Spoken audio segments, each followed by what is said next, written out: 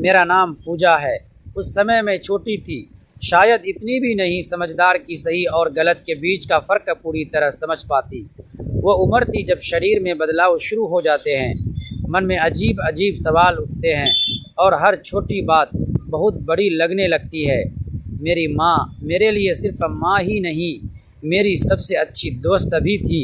मैं उनसे हर बात शेयर करती थी, स्कूल की बातें, सहेलियों के राज, अपने डर, अपनी खुशियाँ, सब कुछ। वह हमेशा मुझे समझती थी, बिना जज किए, बिना डांटे। लेकिन एक दिन मेरी ही नादानी ने हमारी उस खूबसूरत दुनिया को हिला कर रख दिया। उस दिन स्कूल में मेरी कुछ सहेलियां आपस में बड़ी बड़ी बातें कर रही थी, शरीर के बदलाव, रिश्तों के मतलब और दुनिया की कुछ ऐसी बातें जिनके बारे में मैंने पहले कभी नहीं सोचा था। मैं चुपचाप सुनती रही, लेकिन मेरे मन में सवालों का तूफान उठ गया। घर आकर भी वो बातें मेरे दिमाग से निकल नहीं रही थी।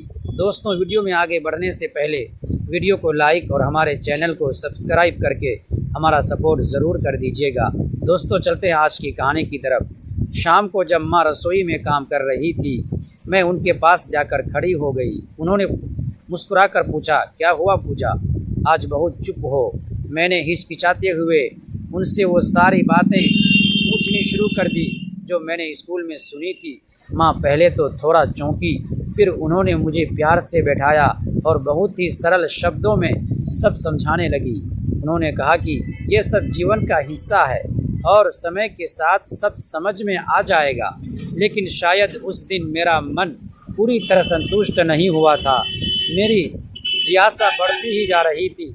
अगले दिन मैंने अपनी एक सहेली की बातों में आकर एक ऐसी हरकत कर दी जो मुझे नहीं करनी चाहिए थी। मैंने माँ की कुछ निजी चीज़ें बिना पूछे देख ली और फिर अनजाने में उन्हीं बातों को अपनी सहेलियों के सामने बता दिया। मुझे लगा ये सब एक मजाक है, लेकिन वो मजाक धीरे धीरे पूरे मोहल्ले में फैल गया। कुछ ही दिनों में लोगों की नज़रें बदलने लगी, खुसफुसाहटें शुरू हो गई और एक दिन किसी ने वो बातें सीधे मेरी माँ तक पहुँचा दी।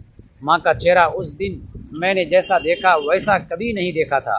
उनकी आंखों में दर्द था, विश्वास टूटने की टीस थी और सबसे ज़्यादा मेरी वजह से हुई शर्मिंदगी। उन्होंने मुझसे कुछ नहीं कहा, बस चुप रही। उनकी वो खामोशी मुझे हर दिन अंदर से तोड़ने लगी। पहले जो माँ हर बात पर हंसती थी, अब चुप चुप रहने लगी। उन्होंने मुझसे दूरी बना ली, हमारी दोस्ती जैसे कहीं खो गई। मैं समझ चुकी थी कि मुझसे बहुत बड़ी गलती हो गई है। एक रात मैं उनके पास गई, वो खिड़की के पास बैठी थी, बाहर अंधेरे को देख रही थी। मैंने धीरे से उनका हाथ पकड़ा और रोते हुए कहा, माँ मुझे माफ़ कर दो, मुझे नहीं पता था कि मेरी वजह से आपको इतना दुख होगा। कुछ देर तक वो चुप रही, फिर उन्होंने मेरी तरफ देखा।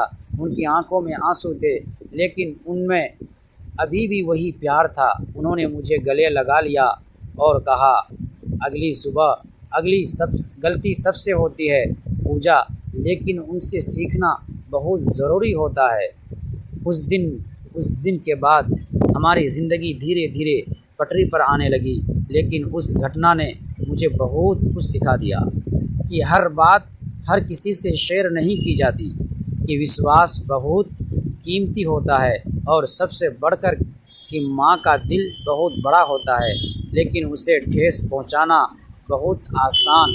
आज जब मैं बड़ी हो चुकी हूँ तो उस दिन की अपनी नादानी याद करके खुद पर हैरानी होती है, लेकिन साथ ही गर्व भी होता है कि मेरी माँ ने मुझे सिखाया गिर कर उठना क्या होता है और रिश्तों की असली कीमत क्या होती है।